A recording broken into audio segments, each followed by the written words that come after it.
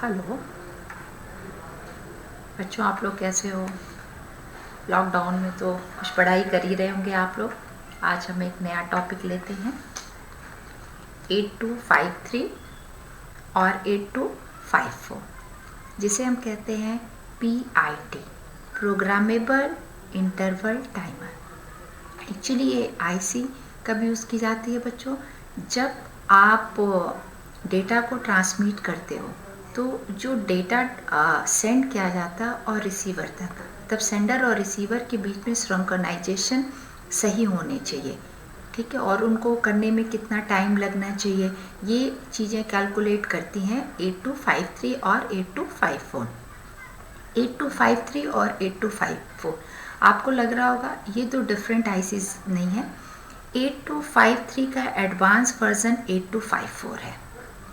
8253 और 8254 में बहुत थोड़ा सा डिफरेंस है, वो हम आपको आगे बताएंगे। पहले हम आपको थोड़ा सा बता दें, 8253 एक प्रोग्रामेबल इंटरवल टाइमर है, right. 8254 is a programmable interval timer. ये कब यूज़ किया जाता है? Widely used in clock driven digital circuit. ज़्यादातर इसका यूज जो होता है बेटा, आपके क्लॉक ड्रिवन डिजिटल सर्किट में इसका यूज़ किया जाता है।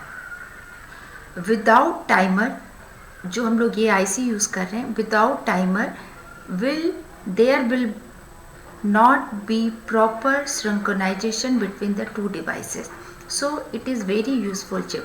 बिना 8253 या 8254 के जो माइक्रो प्रोसेसर के साथ ये डिवाइस है, वो डेटा को किस स्पीड से ट्रांसमिट करे और किस स्पीड से रिसीव किया जाए, यानी दो डिवाइसेस के बीच में प्रॉपर सिंक्रोनाइजेशन हो, उसके लिए ये यूज़ की जाती है। अब आपको 8254 या 8253 के बारे में हम थोड़ा सा और बताएंगे कि 8253 या 8254, इसमें बेटा सबसे इम्पॉर्टेंट चीज़ क्या है, इसमें 16 बिट के काउंटर्स होते हैं। क्या आपको ध्यान देना है कि इसमें 8253 या 8254 में तीन 16 बिट के काउंटर्स होते हैं। तीन काउंटर 0, काउंटर 1 एंड काउंटर 2। तीन जो होते हैं 16 बिट के, ध्यान दें 16 बिट के काउंटर्स होते हैं। और वो counter 0, counter 1 and counter 2। Counter 0 में 2 इनपुट और 1 आउटपुट। इसी तरह आपके तीनों काउंटर्स में जो है आपके 2 इनपुट होंगे और 1 आउटपुट होगा। जो इनपुट है वो CL के 0 या गेट, और 1 आउटपुट है आपका, वो इंडिकेट किया जाएगा आउट से। अब आप इसके इम्पॉर्टेंट फीचर्स देखें। इम्पॉर्टेंट फीचर्स मैंने जैसे आपको बताया था कि 8253 या 8254 में 3 इंडिपेंडेंट काउंटर्स होते हैं।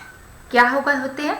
It has 3 independent counters. वो काउंटर 16 बिट के होते हैं और डाउन काउंटर्स होते हैं। कैसे आपको ये ध्यान रखना है कि 8253 या 8254 में 3 16 बिट के डाउन काउंटर्स होते हैं। दूसरा, it can handle inputs from DC to 10 megahertz, यानी जो होता है इसकी जो DC की सप्लाई है ये 10 मेगाहर्ट्ज तक कर सकती है, इनपुट ले सकती है। ईच काउंटर इज जो ये काउंटर थे, काउंटर 0, काउंटर 1 एंड काउंटर 2, ये काउंटर जो है ये जो काउंटिंग इनकी है, जो भी इसमें काउंटिंग की मतलब कैलकुलेशन करेंगे, वो या तो बाइनरी फॉर्म में करेंगे या BCD फॉर्म में करेंगे। दोनों में से किसी एक फॉर्म में कर सकते हैं।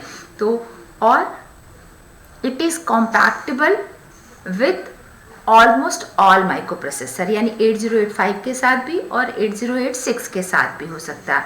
बस 8253 और 8254 में मेन डिफरेंस होता है कि 8254 में एक कमांड होता है रीड बैक कमांड। आपको ध्यान रखना, दोनों 8253 और 8254 में मेन एक डिफरेंस होता है रीड बैक कमांड। ओके, अब फिर से एक बार हम इसके फीचर्स को हम आपको एक बार लर्न कराते हैं। इसमें 3 16 बिट के डाउन काउंटर्स होते हैं, ठीक है। दूसरा, इसमें जो इनपुट फॉर्म है वो DC टू 10 मेगाहर्ट्ज तक हैंडल कर सकता है। जो काउंटर्स होते हैं वो काउंटर की जो काउंटिंग है वो बाइनरी में या BCD फॉर्म में हम कर सकते हैं। ये ऑलमोस्ट ऑल माइक्रो प्रोसेसर के साथ कॉम्पैक्टेबल होता है। 8254 में एक पावरफुल कमांड होता है जिसे हम बोलते हैं रीड बैक कमांड। ओके, अब आपको थोड़ी सी चीज़ हम ये दिखा दें, क्योंकि आपको ये नहीं समझ में आ रहा होगा कि दोनों के बीच में डिफरेंस क्या है, राइट? तो हम पहले आपको दोनों के बीच में एक डिफरेंस बताना चाहेंगे। 8253 और 8254, एक्चुअली 8254 8253 का एडवांस वर्जन है, राइट? इस 8253 की जो ऑपरेटिंग फ्रीक्वेंसी है ये बेटा 0 to 2.6 मेगाहर्ट्ज है, जबकि 8254 की ऑपरेटिंग फ्रीक्वेंसी 0 to 10 मेगाहर्ट्ज है, राइट? नेक्स्ट 8253 में हम NMOS टेक्नोलॉजी यूज करते हैं, जबकि 8254 में हम HMOS, राइट? किसमें? 53 में NMOS और 54 में HMOS, ठीक है। अब तीसरा है, इसमें रीड बैक कमांड नहीं होता। 8253 में रीड बैक कमांड नहीं होता, जबकि हमने आपको बताया 8254 में रीड बैक कमांड होता है। मेन डिफरेंस एक ये है। और लास्ट में रीड और write of the same counter can not be interleaved, right? इसमें मिक्स नहीं होते और इसमें मिक्स कर सकते। Read and write of the same counter can be interleaved, can not be, can be, right? Read and write. अब आपको difference समझ में आ गया। डिफरेंस मेन ये है कि 8253 में आप 0 to 2.6 मेगाहर्ट्ज तक काम कर सकते हो, जबकि 8254 में 0 to 10 मेगाहर्ट्ज। 8253 में NMOS टेक्नोलॉजी और 8254 में HMOS।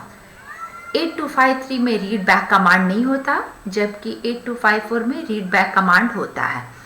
8253 में रीड और right of the same counter cannot be interleaved, but 8254 में read and write of the same counter can be interleaved, right? दोनों के बीच में आपको डिफरेंस समझ में आ गया।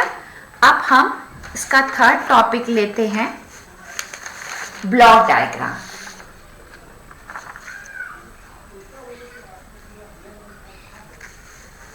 ब्लॉक डायग्राम सबसे बेटा ये है ब्लॉक डायग्राम, ठीक है। ब्लॉक डायग्राम को हम ड्रॉ करके भी दिखाएंगे, पहले हम आपको समझाना चाहते हैं। ब्लॉक डायग्राम में ये आप देख रहे हो, इसे हम क्या बोलते हैं? इंटरनल बस, ओके। आपको पता है कि 8253 या 8254 में हमारे पास 3 काउंटर होते हैं 16 बिट के, काउंटर 0, काउंटर 1 एंड काउंटर 2। उसमें 2 इनपुट और 1 आउटपुट होता है, clock 0, gate 0 and out. 2 input है, क्लॉक 1, गेट 1 और 1 है आपका आउटपुट। इस तरीके से हम तीनों को ड्रॉ कर देंगे।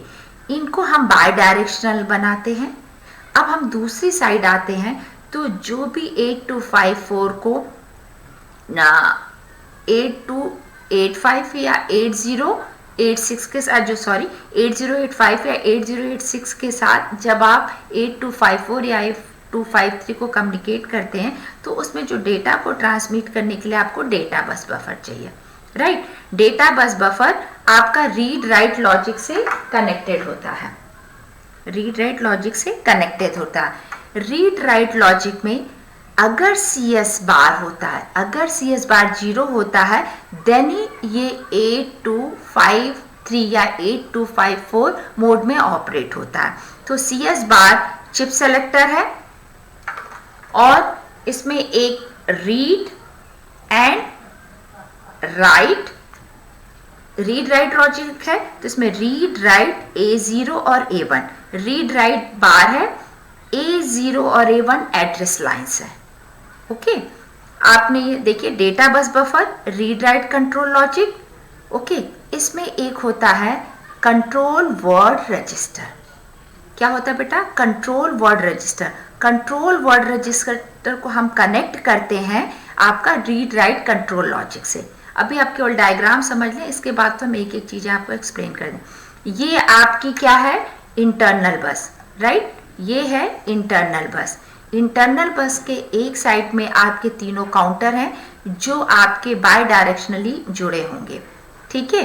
आपका counter 0, counter 1 and counter 2, clock 0, okay, gate 0, एक आपका आउटपुट हो गया। और इस साइड होगा आपके डेटा बस बफर, ये तो आपको पता है कि read write control logic, read write control logic में रीड राइट A0, A1 और CS बार होता है, और एक आपका होता है कंट्रोल वर्ड्स, राइट। ये आपको इतना समझ में आ गया। अब इसको हम बाद में एक्सप्लेन करेंगे। हम बता दें, ये बेटा आपकी 24 पिन आईसी होती है। कितनी होती है, 24 पिन आईसी। 24 पिन आईसी में आप देखोगे, हम इसको आपको एक्सप्लेन करते हैं।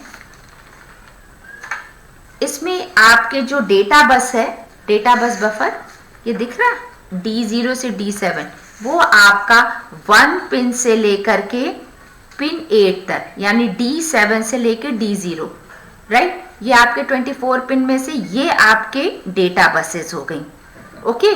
फिर आपका ये हो गया काउंटर 0, राइट, काउंटर 0। काउंटर 0 का आपका पहले क्लॉक होगा। आप पहले ध्यान दो, जो इस डायग्राम में था 2 इनपुट एक साथ थे, फिर आउटपुट था, जबकि यहाँ पर पिन डायग्राम में बनाते हो तो आप ये ध्यान देंगे, क्लॉक, आउटपुट, फिर input, right, clock 0, out 0, gate 0, okay. और ग्राउंड हो गया। दूसरी तरफ आएंगे, ये तो 12 पिन हो गई, 8 ये हो गई, 9, 10, 11, 12। अब दूसरी साइड आओगे आप, 13 पिन होंगी। यहां पर होगा आपका काउंटर 1।